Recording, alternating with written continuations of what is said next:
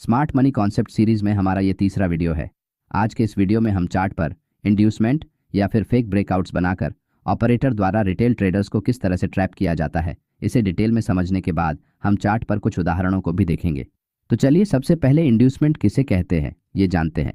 Inducement का मतलब होता है लालच दिखाकर अपने किसी कार्य को करने के लिए दूसरों को प्रोत्साहित करना। इंड्यूसमेंट को आप एक प्रलोभन के रूप में भी देख सकते हैं, जैसे कि एक शिकारी अपने शिकार को जाल में फंसाने के लिए एक जगह जाल बिछाता है और उस जाल में कुछ दाने डालता है ताकि उसका शिकार इन दानों को खाने के लिए आसानी से उसके जाल के पास आता है, जिससे उसे पकड़ना शिकारी के लिए आसान हो जाता है।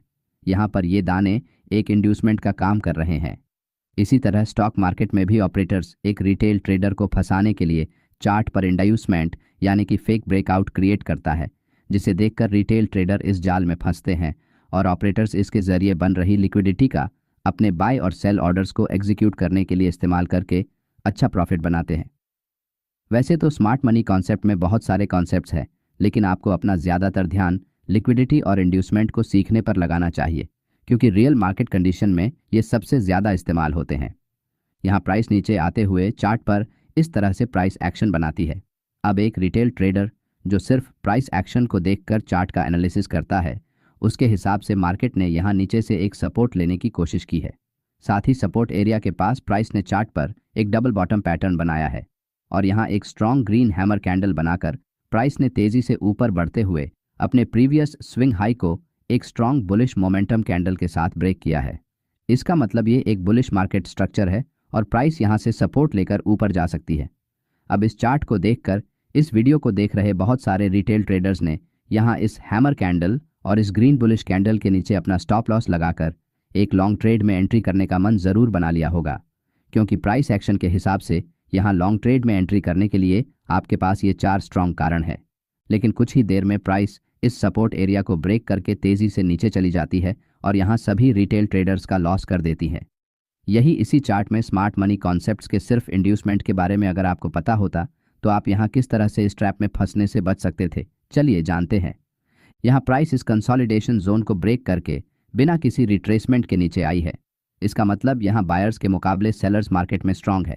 साथ ही मार्केट के स्ट्रांग बेरिश मूव के कारण जो सेलर्स ऊपर से सेल करके बैठे हैं, उन्हें अच्छा प्रॉफिट होने से उनमें से कुछ सेलर्स के प्रॉफिट बुकिंग करने के कारण मार्केट पहली बार थोड़ा सा ऊपर आया है। लेकिन जिन सेलर्स को यहाँ ऊपर शॉर्ट सेल करने का मौका नहीं मिला, वो सभी प्राइस जैसे ही थोड़ा ऊपर आती है तो शॉर्ट ट्रेड्स में एंट्री करने लगते हैं, जिससे फिर से प्राइस थोड़ा नीचे जाती है। अब क्योंकि मार्केट का मेजर ट्रेंड बेरिश है, इसका मतलब बिग इंस्टीट्यूशनल ट्रेडर्स यहाँ प्राइस को नीचे ले जाने में इंटरेस्टेड है। लेकिन अगर उन्हें प्राइस को इस लेवल के नीचे ले जाना है तो उन्हें मार्केट में बहुत बड़ी क्वांटिटी में सेलिंग करके सेलिंग प्रेशर को बढ़ाना होगा। इसीलिए उन्हें उतनी ही बड़ी क्वांटिटी में नीचे की लेवल्स पर रिटेल ट्रेडर्स की लिक्विडिटी चाहिए होगी, तभी उस लिक्विडिटी को ग्रैब करते हुए वो अपनी बिग ऑर्डर्स को एग्जीक्यूट कर पाएंगे। मगर जब तक रिटेल ट्रेडर्स को चार्ट पर बुलिश प्राइस एक्शन नहीं दिखेगा, तब तक वो यहाँ लॉन्ग ट्रेड में एंट्री नहीं बनाएंगे। लेकिन जैसे ही चार्ट पर एक हैमर कैंडल बनती है तो उसे देखकर कुछ रिटेल ट्रेडर्स सपोर्ट एरिया के नीचे स्टॉप लॉस लगाकर लॉन्ग ट्रेड में एंट्री करते हैं। साथ ही यहाँ ऊपर जो रिटेल ट्रेडर्स शॉर्ट ट्रेड में शामिल हुए थे, उनके स्टॉप लॉस अभी यहाँ पर मौजूद है। इसका मतलब अभी यहाँ दोनों तरफ रिटेल ट्रेडर्स के स्टॉप लॉस मौजूद है, जो ऑपरेटर्स के लिए लिक्विडिटी का काम करते हैं। लेकिन मार्केट को यहाँ से ऊपर ले जाने के लिए इस बीच के एरिया में कोई भी स्टॉप लॉस मौजूद नहीं है, और जो है वो यहाँ इस टॉप लेवल के ऊपर है, जो कि यहाँ से बहुत दूर है। लेकिन यहाँ ऑपरेटर्स मार्केट को नीचे ले जाने में इंटरेस्टेड होने के कारण उन्हें लोअर साइड पर ज़्यादा लिक्विडिटी चाहिए होगी। इसलिए रिटेल ट्रेडर को अपने जाल में फंसाकर ऑपरेटर्स द्वारा अब इस लिक्विडिटी को बनाने के लिए यहाँ इस तरह से एक स्ट्रॉन्ग बुलिश कैंडल से स्विंग हाई का ब्रेकआउट किया जाता है, जिससे इस इंड्यूसमेंट कैंडल को देखकर मार्केट ने यहाँ ब्रेकआउट किया है। इस भावना के साथ बहुत से रिटेल ट्रेडर इस कैंडल की साइज और स्पीड की वजह से एक्साइटमेंट में आकर यहाँ नीचे अपने स्टॉप लॉस लगाकर लॉन्ग ट्रेड में एंट्री करना चालू करते हैं, जिससे लोअर साइड में ऊपर के मुकाबले ज़्यादा बड़ी संख्या में लिक्विडिटी जनरेट होने के कारण मार्केट इस लिक्विडिटी को ग्रैब करते हुए सीधे नीचे चला जाता है। और आजकल मार्केट में सभी जगह इसी तरह से लालच दिखाकर एक रिटेल ट्रेडर को अपने जाल में फंसाया जाता है। ट्रेडिंग करते समय हमें मुख्य रूप से 3 प्रकार के इंड्यूसमेंट देखने को मिलते हैं। Number 1, support and resistance breakout inducement. ये बैंक निफ्टी का 1 सितंबर का 5 मिनट टाइम फ्रेम का चार्ट है। यहाँ प्राइस ओपन होते ही नीचे जाने के बाद दिन भर 51,300 के साइकोलॉजिकल राउंड नंबर के पास ट्रेड करती है। मार्केट बहुत बार इस लेवल के पास आकर रिवर्स हुआ, लेकिन अभी तक किसी भी कैंडल ने इस लेवल को नीचे ब्रेक नहीं किया है। इसका मतलब ये एरिया मार्केट में सपोर्ट की तरह काम कर रहा है। नेक्स्ट डे यानी कि 3 सितंबर को मार्केट थोड़ा गैप अप ओपन होने के बाद फिर से इसी एरिया को रिस्पेक्ट करके इसके ऊपर ट्रेड करता है, लेकिन मॉर्निंग में 11:10 की एक स्ट्रॉन्ग बेरिश कैंडल इस एरिया को ब्रेक करके नीचे क्लोज हो जाती है और उससे अगली कैंडल की ओपनिंग भी इस कैंडल लो के नीचे होने के कारण प्राइस फिर से नीचे जाने लगती है। अब क्योंकि प्राइस ने यहाँ इस स्ट्रॉन्ग सपोर्ट एरिया को एक बिग रेड बेरिश कैंडल के साथ ब्रेक किया है, इस कारण से बहुत से रिटेल ट्रेडर्स यहाँ इस सपोर्ट एरिया को ब्रेक होता हुआ देखकर कहीं ये चांस उनके हाथ से निकल ना जाए, ये सोचकर सीधे शॉर्ट ट्रेड में एंट्री करते हैं, जिससे उनके स्टॉप लॉस इन एरियाज में लगे होने से यहाँ बड़ी संख्या में लिक्विडिटी जनरेट हो जाती है, जिस कारण प्राइस यहाँ से रिवर्स करते हुए तेजी से ऊपर निकल जाती है। साथ ही अगर आप यहाँ गौर से देखेंगे तो मार्केट ने ऊपर निकलने से पहले कुछ देर तक यहाँ एक छोटी रेंज में ट्रेड किया था, जिस कारण ज़्यादा से ज़्यादा बायर्स इस एरिया में लॉन्ग ट्रेड में एंट्री करते हुए अपने स्टॉप लॉस को इस सपोर्ट एरिया के आसपास लगाते हैं। लेकिन मार्केट ऊपर जाकर उनके प्रॉफिट टारगेट को हिट करने से पहले एक लॉन्ग लोअर विक कैंडल से इन सभी बायर्स के स्टॉप लॉस हिट करके इस लिक्विडिटी को स्वीप करते ही तेजी से ऊपर निकल जाता है। इसका मतलब मार्केट ने यहाँ जो रिटेल ट्रेडर शॉर्ट सेल करके बैठे थे वो और जो लॉन्ग ट्रेड में एंट्री करके बैठे थे, इन दोनों को मार्केट से बाहर निकालने के बाद ही मार्केट ऊपर गया है। इस तरह सपोर्ट एंड रेजिस्टेंस जैसी इंपॉर्टेंट साइकोलॉजिकल लेवल्स के आसपास रिटेल ट्रेडर्स को इस तरह के फेक ब्रेकआउट चार्ट पर बनाकर ऑपरेटर्स अपने जाल में फंसाते हैं।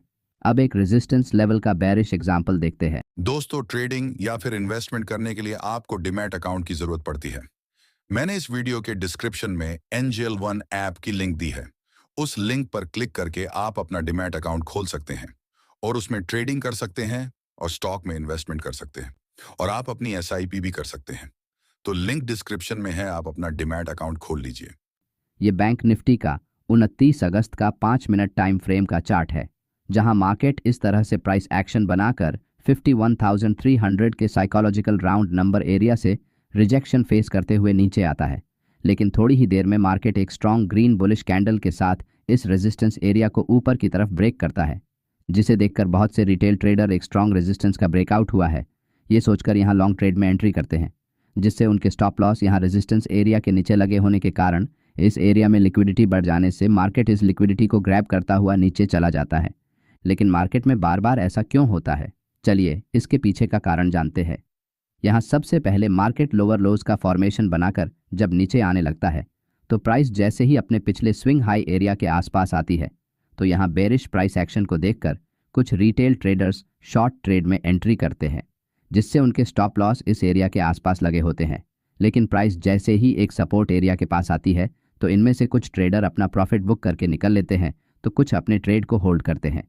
लेकिन जैसे ही प्राइस यहाँ सपोर्ट एरिया के पास आकर बार बार इसे ब्रेक करने की कोशिश करता है तो कुछ न्यू फ्रेश ट्रेडर यहाँ शॉर्ट पोजीशंस बनाते हैं, जिस कारण नीचे से ऊपर की लिक्विडिटी ज़्यादा होने के कारण प्राइस इस लिक्विडिटी को ग्रैब करते हुए ऊपर निकलती है। लेकिन जैसे ही मार्केट 51,500 के साइकोलॉजिकल लेवल के पास आता है तो यहाँ बायर्स के प्रॉफिट बुकिंग और फिर से कुछ सेलर्स के मार्केट में ऐड होने के कारण प्राइस धीरे धीरे नीचे आने लगती है। नेक्स्ट डे जब मार्केट इसी साइकोलॉजिकल लेवल के पास ओपन होकर नीचे जाने के प्रॉफिट बुकिंग और फिर से कुछ सेलर्स के मार्केट में ऐड होने के कारण प्राइस धीरे धीरे नीचे आने लगती है। नेक्स्ट डे जब मार्केट इसी साइकोलॉजिकल लेवल के पास ओपन होकर नीचे जाने की कोशिश करता है तो यहाँ सेलर्स का कॉन्फिडेंस बढ़ जाने की वजह से इस एरिया में और भी सेलर्स शॉर्ट सेल करते हैं, जिससे उनके स्टॉप लॉस इस एरिया में प्लेस होते हैं। मार्केट में और अधिक संख्या में रिटेल ट्रेडर्स को शामिल करने के लिए कुछ देर बाद मार्केट जैसे ही इस सपोर्ट को ब्रेक करता है तो बहुत बड़ी संख्या में रिटेल ट्रेडर्स इस ब्रेकआउट को देखकर शॉर्ट सेल करते हैं, जिससे ऊपर की एरिया में उनके स्टॉप लॉस के कारण फिर से लिक्विडिटी बढ़ती है, जिस वजह से बिग इंस्टीट्यूशनल ट्रेडर्स को अपने ऑर्डर्स एग्जीक्यूट करने के लिए ऊपर की तरफ जो लिक्विडिटी चाहिए थी वो मिल जाने के कारण प्राइस इस लिक्विडिटी को ग्रैब करने के लिए ऊपर निकल जाती है। अब क्योंकि मार्केट ने एक स्ट्रॉन्ग साइकोलॉजिकल लेवल को ब्रेक किया है, इस वजह से जो पोजिशनल सेलर्स यहाँ इस जोन के ऊपर मार्केट नहीं जाएगा ऐसा सोचकर अपनी सेलिंग पोजीशंस को होल्ड करके बैठे थे, वो डर जाते हैं और अपनी शॉर्ट पोजीशंस को एग्जिट करने लगते हैं, जिस कारण मार्केट में शॉर्ट कवरिंग होने के कारण मार्केट बिना रुके सीधे ऊपर निकल जाता है। Number 2, range breakout inducement. यहाँ प्राइस एक रेंज में ट्रेड करते हुए बार बार अपने हाई एंड लो पॉइंट्स को टच करके वापस उसी रेंज में ट्रेड करने लगती है, लेकिन एक समय के बाद प्राइस इस रेंज को किसी एक तरफ ब्रेक करती है, जिससे रिटेल ट्रेडर्स इस रेंज का ब्रेकआउट हुआ है ये सोचकर ब्रेकआउट की दिशा में ट्रेड एंट्रीज करते हैं, जिससे इस एरिया में ज़्यादा लिक्विडिटी चार्ट पर ऐड होने के कारण प्राइस इस लिक्विडिटी को ग्रैब करने के लिए तेज़ी से रिवर्स हो जाता है। उदाहरण के तौर पर यह मिड कैप निफ्टी का 9 सितंबर का 5 मिनट टाइम फ्रेम का चार्ट है, जहां मार्केट ओपन होते ही इस तरह से बिग मोमेंटम कैंडल्स चार्ट पर बनाकर दिन भर इस रेंज के अंदर एक छोटी रेंज बनाते हुए उसी में ट्रेड करता रहता है। अब क्योंकि मार्केट दिन भर इसी रेंज में ट्रेड कर रहा है और इस दिन इस इंडेक्स में वीकली ऑप्शंस की एक्सपायरी होने के कारण बहुत से रिटेल ट्रेडर्स इस रेंज के किसी भी साइड में ब्रेकआउट होने का बेसब्री से इंतजार करते हैं। दिन के आखिरी में 2:55 में प्राइस एक स्ट्रॉन्ग बेरिश कैंडल बनाकर इस रेंज का नीचे ब्रेकडाउन कर देती है। अब इस इंड्यूसमेंट कैंडल को देखकर बहुत से रिटेल ट्रेडर इस समय ऑप्शंस के प्रीमियम कम होने के कारण बहुत बड़ी क्वांटिटी में हीरो जीरो ट्रेड की उम्मीद लेकर यहां शॉर्ट ट्रेड में एंट्री करते हैं, जिससे उनके ज़्यादातर स्टॉप लॉस इस एरिया के आसपास लगे होने के कारण मार्केट इस बढ़ी हुई लिक्विडिटी को ग्रैब करने के लिए तेज़ी से रिवर्स करके ऊपर निकल जाता है। यहाँ मार्केट ने सेलर्स के साथ साथ इस एरिया में बायर्स के स्टॉप लॉस को हिट करके यहाँ की लिक्विडिटी को भी स्वीप किया है। आजकल इसी तरह मार्केट में फेक ब्रेकआउट्स बनाकर रिटेल ट्रेडर्स को ट्रैप किया जाता है। मेरे ख्याल से इस दिन ट्रेड करने वाले आप में से बहुत से ट्रेडर इस इंड्यूसमेंट कैंडल में ज़रूर फंसे होंगे। चलिए अब दूसरे प्रकार को देखते हैं। Number 3, trend breakout inducement. ये निफ्टी 50 का 23 अगस्त का 5 मिनट का टाइम फ्रेम का चार्ट है, जहां प्राइस इस तरह से एक बुलिश ट्रेंड में बार बार 25,000 के साइकोलॉजिकल लेवल के ऊपर ट्रेड करने की कोशिश कर रही है। इसका मतलब ये लेवल मार्केट में अभी एक स्ट्रांग सपोर्ट की तरह काम कर रहा है। साथ ही यहाँ हायर लेवल्स पर ये एक छोटा सा रेजिस्टेंस अभी मौजूद है, जिसे अभी तक मार्केट ने ब्रेक नहीं किया है। इसका मतलब प्राइस एक्शन के हिसाब से ये दोनों लेवल्स एक रिटेल ट्रेडर के लिए बहुत ही इंपॉर्टेंट है, और इसी कारण अगर इन दोनों में से किसी एक लेवल का ब्रेकआउट होता है तो यहाँ एक ट्रेड अपॉर्चुनिटी बन सकती है। इस उम्मीद में रिटेल ट्रेडर ट्रेड एंट्री करने के लिए अभी वेट कर रहे हैं। नेक्स्ट डे यानी कि 27 अगस्त को मार्केट इसी रेजिस्टेंस लेवल के पास ओपन होकर सीधे नीचे चला जाता है, जिससे प्राइस जैसे ही 25,000 के लेवल के नीचे क्लोज होती है तो इसे देखकर बहुत से रिटेल ट्रेडर यहाँ रेजिस्टेंस के पास अपना स्टॉप लॉस लगाकर शॉर्ट ट्रेड में एंट्री करते हैं। लेकिन प्राइस कुछ ही देर में ऊपर जाते हुए इनके स्टॉप लॉस एरिया में आ जाने से कुछ ट्रेडर डर जाते हैं और खुद ही ट्रेड से एग्जिट कर लेते हैं। अब क्योंकि मार्केट में पिछले दिन एक बुलिश ट्रेंड था, इसलिए प्राइस जैसे ही यहाँ फिर से 25,000 के ऊपर निकलती है तो बहुत से बायर्स यहाँ लॉन्ग ट्रेड में एंट्री करते हैं, जिससे उनके स्टॉप लॉस यहाँ नीचे लग जाते हैं। लेकिन प्राइस फिर से नीचे जाते हुए इन सभी बायर्स के स्टॉप लॉस हिट करके सेलर्स के स्टॉप लॉस खाने के लिए ऊपर निकल जाती है। अब क्योंकि इस एरिया के ऊपर ज़्यादा सेलर्स ना होने के कारण मार्केट इसी रेंज में ट्रेड करते हुए डे एंड में लोअर लेवल्स पर क्लोज कर देता है। नेक्स्ट डे यानी कि 28 अगस्त को मार्केट थोड़ा गैप अप होने के बाद तेज़ी से नीचे आते हुए अपने प्रीवियस लो को एक स्ट्रॉन्ग मोमेंटम कैंडल से ब्रेक कर देता है। अब क्योंकि कल मार्केट ऊपर की तरफ रिजेक्शन फेस करने के कारण नीचे आया है और आज दिन की शुरुआत में ही प्राइस ने इस सपोर्ट को ब्रेक किया है, इस वजह से प्राइस एक्शन के हिसाब से ये एक बेरिश मार्केट स्ट्रक्चर बन जाता है, जिसे देखकर बहुत से रिटेल ट्रेडर यहाँ इस कैंडल के लो पर शॉर्ट ट्रेड में एंट्री करते हैं, क्योंकि उनके हिसाब से पिछले 2 दिनों से मार्केट नीचे जाने की कोशिश कर रहा है मगर फेल हो रहा है। लेकिन आज मार्केट ने एक स्ट्रॉन्ग कैंडल के साथ इस लेवल का ब्रेक किया है, इसका मतलब आज मार्केट ज़रूर नीचे जाएगा। इस सोच के साथ वो बिना कुछ ज़्यादा सोचे समझे शॉर्ट ट्रेड में एंट्री कर लेते हैं, जिससे कल और आज के फ्रेश सेलर्स के स्टॉप लॉस इस एरिया में लगे होने के कारण इस एरिया में बहुत बड़ी संख्या में लिक्विडिटी जनरेट हो जाने से इसे ग्रैब करने के लिए मार्केट कुछ ही देर में बहुत तेज़ी से ऊपर निकल जाता है। यहाँ अगर आप 16 अगस्त से लेकर आज 28 अगस्त के 1 घंटे की टाइम फ्रेम के चार्ट को देखेंगे तो आपके समझ में आएगा कि मार्केट में एक स्ट्रॉन्ग अप ट्रेंड चल रहा है। इसका मतलब मार्केट का सेंटिमेंट बुलिश है। लेकिन फिर भी आप छोटी टाइम फ्रेम में मार्केट के माइनर ट्रेंड को देखकर ऑपरेटर्स द्वारा फेंके गए जाल में फंस जाते हैं। आज के इस वीडियो में हमने इंड्यूसमेंट किस तरह से काम करता है इसे समझा है। अगले वीडियो में हम ट्रेडिंग करते समय इस इंड्यूसमेंट से बचने के कौन कौन से उपाय है ये जानने वाले हैं। दोस्तों, एंजल वन ऐप की लिंक इस वीडियो के डिस्क्रिप्शन में है, तो जाइए और उस लिंक पर क्लिक करके आप अपना डीमैट अकाउंट खोल लीजिए। अगर आपको हमारा ये वीडियो अच्छा लगा तो वीडियो को लाइक और चैनल को सब्सक्राइब जरूर करें। धन्यवाद।